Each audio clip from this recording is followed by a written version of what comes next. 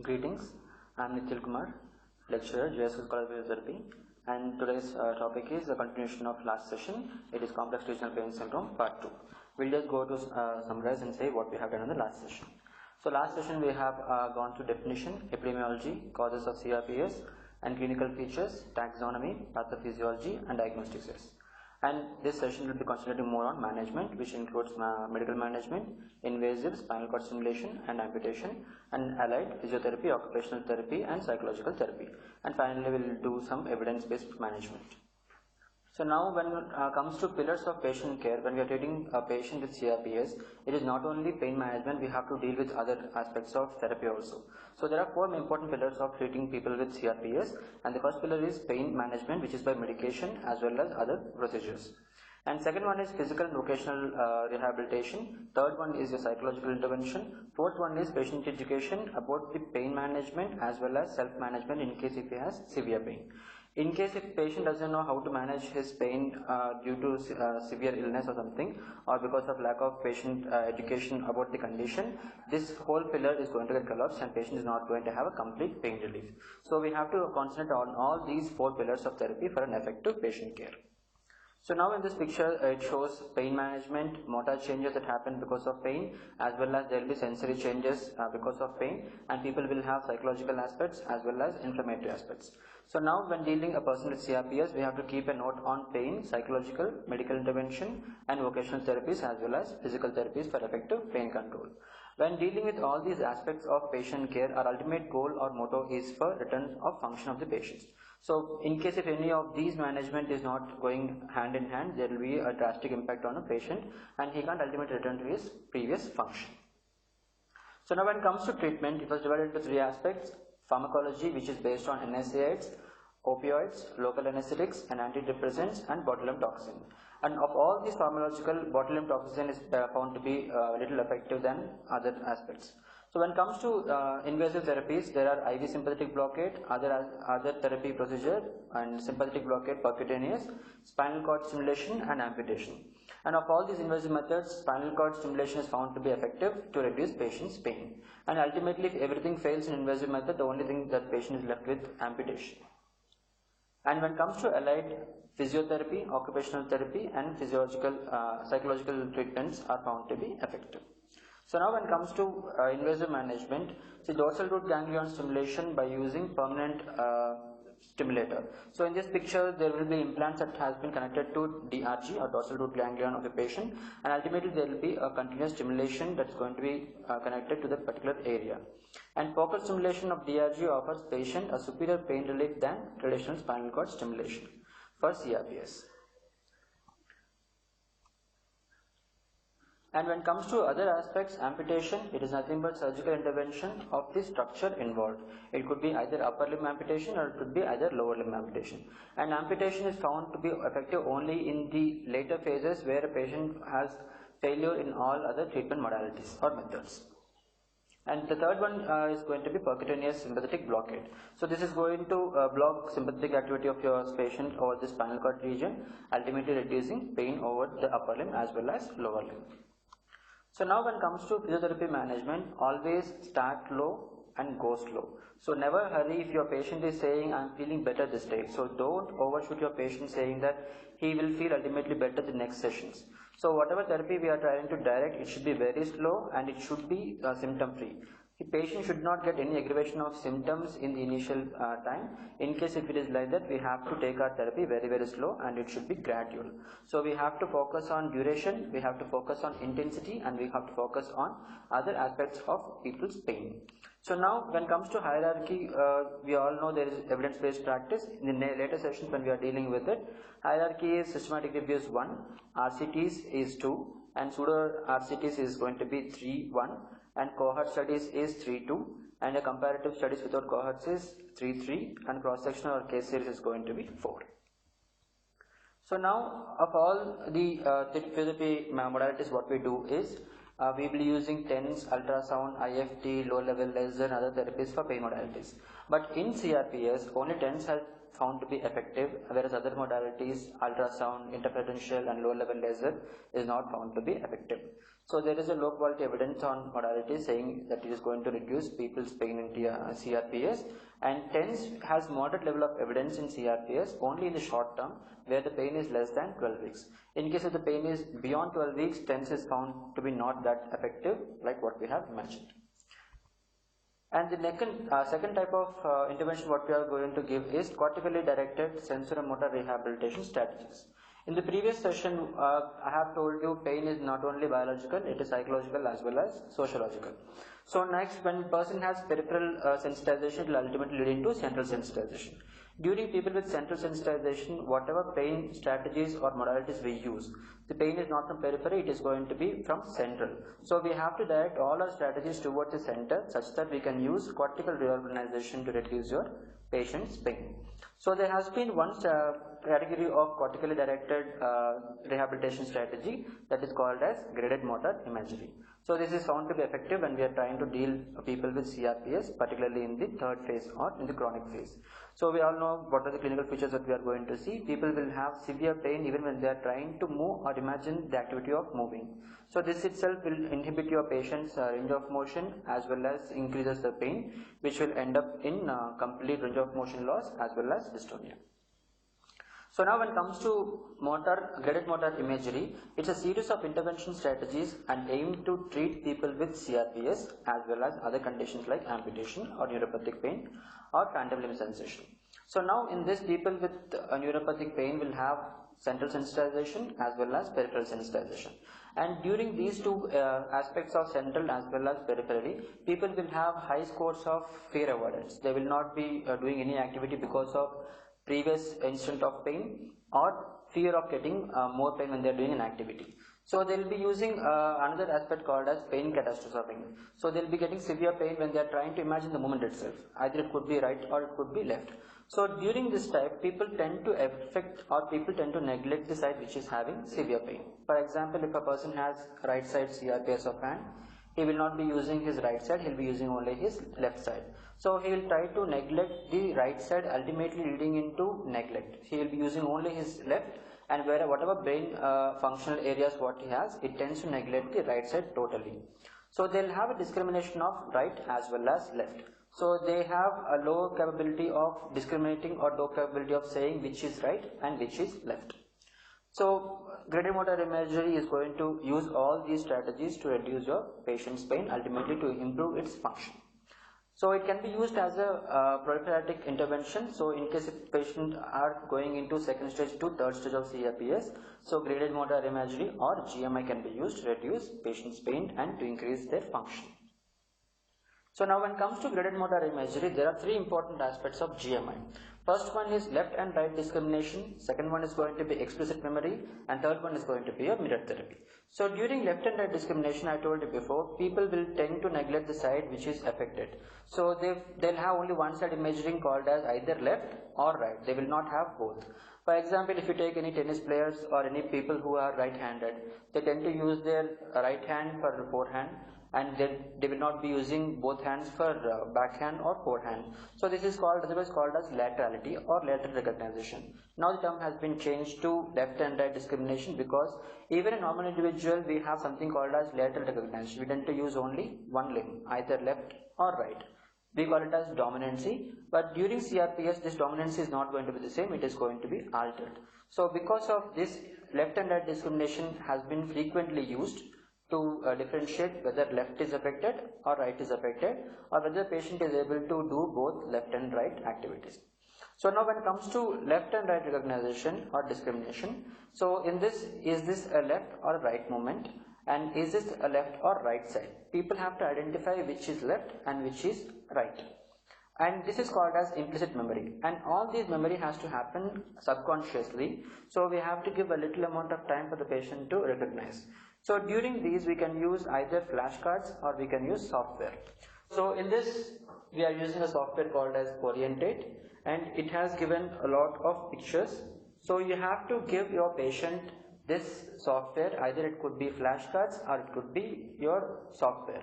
And the reason why we can use both as software as well as flashcards is people will not have smartphones all the time. In case if they don't have, we can make 24 to 48 flashcards which has both left as well as right.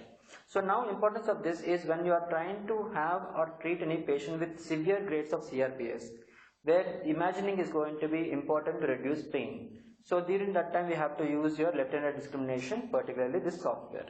And in this software we will be getting pictures and people have to recognize which is left and which is right.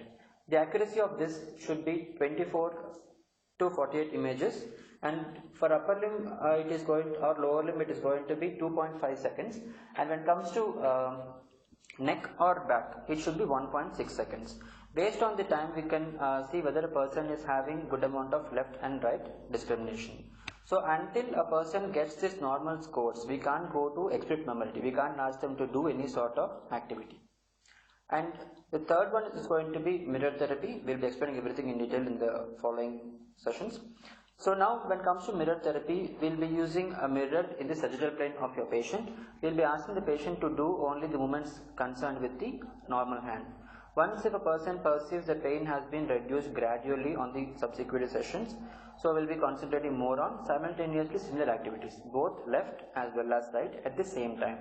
In case if a person is not doing this activity in terms of synchrony, if there is no left and right synchrony, they will be having excruciating pain because there is an uneven match of neurons working on both sides.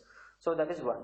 So when it comes to graded motor imagery, there are steps involved that we have to deal. So the first step in this program is laterality training. We have to train people using laterality.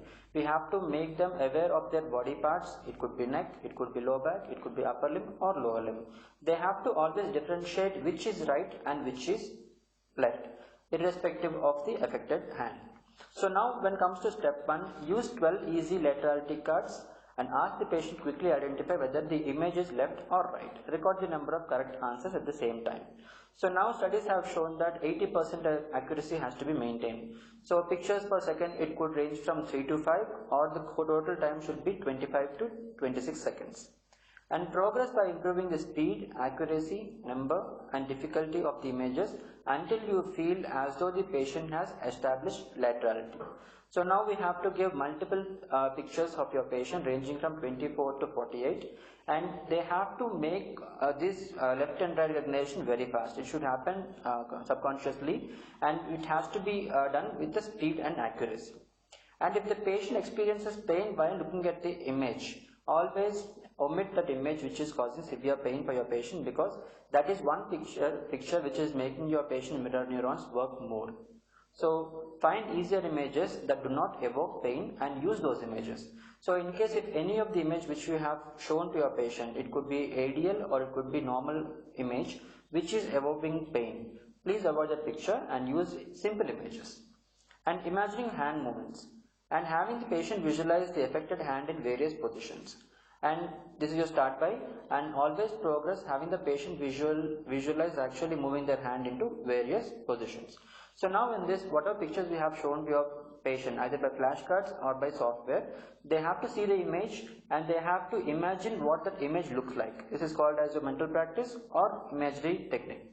So in case if your patient is getting pain provoked or evoked during the situation, avoid the picture or image what your patient has been doing. And the patient has to have laterality training. It may take a lot of time in this particular step because it depends on your patient's education and it depends on the understanding of what your patient is thinking about this particular activity. And the third step you have to go through is mirror visual feedback, and in this start by having the patient watch the mirrored activity of the unaffected limb moving, and progress by having the patient move the affected limb while sitting in a mirror box and watching the mirrored image of the unaffected hand. We have to always choose the unaffected hand for movement, and such that it tricks your brain saying that your affected hand is moving because of mirror neuron activity. And ultimately people will have pain relief and because of your cortical reorganization. In case if patient experiences pain in mirror therapy, go back to having the patient which movements without performing the activity, and find the movement pattern that doesn't evoke pain, and try to do a simple activity rather than going for a complicated activity. And go back to imagine techniques if still your patient is having perceived pain or increased pain in mirror visual feedback. We have to always go to step 2. So until step 1 and step 2 has been completely adapted by your patient, where lateral recognition is completely full and imaginary technique of hand movements is completely full with no evoke of pain, then you can go to third step. If any of the step fails, you have to go to the previous step. So in this picture, we can see lot of pictures of hand where we are trying to find out whether it is left or right. And in left and right discrimination, it involves implicit training by giving cards or oriented software, and patient identifies whether it is left or right. The accuracy has to be above 80%. In case if it is below 80%, the patient has failed the test, and we have to do this test repeatedly. And 24 cards must be given, and the time selected should be less than 24 seconds. And in case if it is low backache and neck, it should be 16 seconds. And when making these cards, try to choose cards with good clarity, and it should be very easy to understand. So in case if a patient is not able to detect left and right discrimination, we have to concentrate more on this particular time. Studies have shown that 0 to 4 weeks is the appropriate time for someone to deal and do left and right discrimination training. So once it has been adapted, then we can go to the second phase. When it comes to second phase, it is explicit motor imagery or imaginary movements. So you can ask your patient or the person to imagine what movements you are going to say. So normally active movements send afferent impulses to the cortex, which are programmed and stored in neuron engrams. But in pathology, this is going to be altered in terms of quality as well as quantity. The number of repetitions they do, the quality of movement what they do, everything is going to get affected, and people will not have exact movement pattern on the normal side. It will be totally altered. So when it comes to this, 25% of mirror neurons get activated just by visualizing someone doing an activity or just by thinking an activity. So this engrams has been inbuilt over the period of time. So in case if we are trying to do this, it is going to fire over the mirror neurons of the opposite side. And in this training, patient will be asked to imagine themselves doing the activity. For example, if you are asking someone to touch their nose, they have to touch their nose without moving the hand. Means they have to imagine that their right hand or the affected hand is moving and they are trying to touch the tip of the nose with their index finger. And this has to happen repeatedly. One drawback of this explicit memory is we can't perceive or we can't comment saying that a person is imagining properly or a person is doing it correctly. So that depends on the person's adaptability. If people are willing to do that activity, so they will have more motivation. So motivation is going to be the prime factor when we are trying to deal with explicit motor imagery. And there are no scales or there are no instruments to quantify a person's thinking. That depends on person's interest, that depends on their pain level, as well as that depends on their educational qualification, whether they are understanding the activity or not. And when doing this activity, it may take 5 to 11 weeks for the person to be in this particular state. For example, if it is explicit motor imagery, 5 to 11 weeks is an appropriate time for someone to have this technique perfected. So there needs to be a lot of patience when we are doing this particular training for both therapist as well as patient. Third one, when it comes to mirror therapy, it is based on visual simulation, and in this therapy, a mirror is placed in front of your patient in a mid-sagittal plane, thus reflecting the non-affected side, and it was affected side is always to be closed. And during this practice, start exercise little movements of the fingers and gradually progress to complex activity. So in case if complex activity is getting severely affected or severely causing pain, all these components of severe activity has to be broken down into small activities. So gradually try to build one activity such that the complex activity will be achieved. And the process involves accommodating and adapting, ultimately luring brain into illusion. So when someone is perceiving their left hand as a right hand on a mirror, your brain is going to send stimulus and it is going to get cortically reorganized, saying that their affected hand itself is moving. Ultimately, this is going to reduce your patient's pain. So in this particular picture, this is a closed mirror box where this patient is going to keep their both hands in front of each other, and in the mid-sagittal there will be a mirror box. They tend to use activities like pinching, gripping, supination, pronation of hand, wrist flexion and wrist extension, and ultimately there should be a lot of training time that has to happen in this particular session. So studies have shown that there will be at least 20 weeks from 8th week to 20th week after your previous session. So then they can go to mirror therapy ultimately to get a desired benefit. And one important aspect of this is they should be having a continuous training. Once in a day or once in 15 minutes, whatever training they offer or they require is not sufficient. So in order to have motor learning or in order to have this particular technique perfected to reduce pain and to increase movement, there should be at least 5 sessions of 15 minutes in a day. So patient will require at least 180 minutes of mirror neuron therapy to reduce their pain and to make cortical reorganization. So the first level involves in this is limb should be outside, and further progression of this is moving the limb inside the mirror at the baseline, and then both the limbs has to be moved simultaneously. So now we'll be starting with the initial step of graded motor imagery. First we'll be giving left and right discrimination. So now we are using Orientate software. So now I am just opening the software, and you can choose. They have to differentiate whether it is left or right. And this software, for every non-answer, there will be a cross saying it is a pass. And we have to find how many images has been given. In case if it is 24 images, there should be at least 80% and above corrected images. So in case if the images was not correct, we have to train them with laterality recognition more time.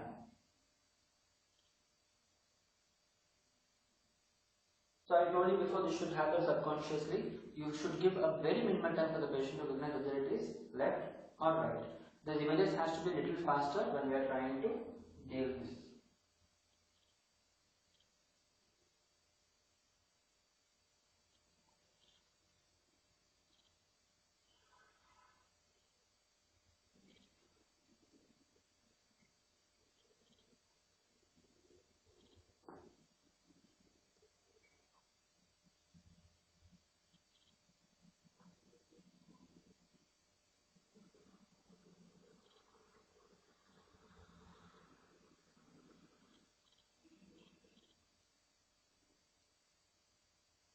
Okay, and the test results are, there are 22 right and 3 wrong, and the time is 50 seconds. I told you the time is 50 seconds. I told you there should be 25.5 or 26 seconds time for someone to say they have good lateral recognition subconsciously. So in case if the test has exceeded more the amount of time for upper limb as well as lower limb, we have to concentrate more on this particular test again and again. We have to train them by using implicit memory thinking which is left as well as which is right. And once if the recognition has been done properly, we will be using the second step. The second step is nothing but we are trying to use something called as explicit memory. So now people will keep both their hands in front. So you should ask your patient to keep both their hands in front, close your eyes, and you have to give a clear instruction saying what you want from your patient. So your patient should be in a very relaxed phase and they shouldn't have any sort of disturbances. It should be a soothing and a calm phase. Your instructions are the main thing your patient has to follow. So now I am going to instruct some 3 or 4 exercises for her, and this she has to practice it mentally. So now I am asking the patient to close her eyes. Close your eyes. Now try thinking that you are trying to lift your right index finger. So this should be just imagined by her mental imagery. She has to imagine that she is trying to lift her right index finger without actually moving it. So this is a very tricky situation. If her right side is affected, when trying to imagine this particular thing is going to cause severe pain.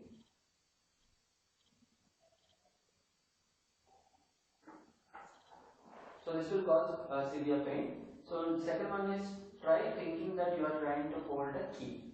So when using imagining of thinking a key requires your thumb as well as your index finger.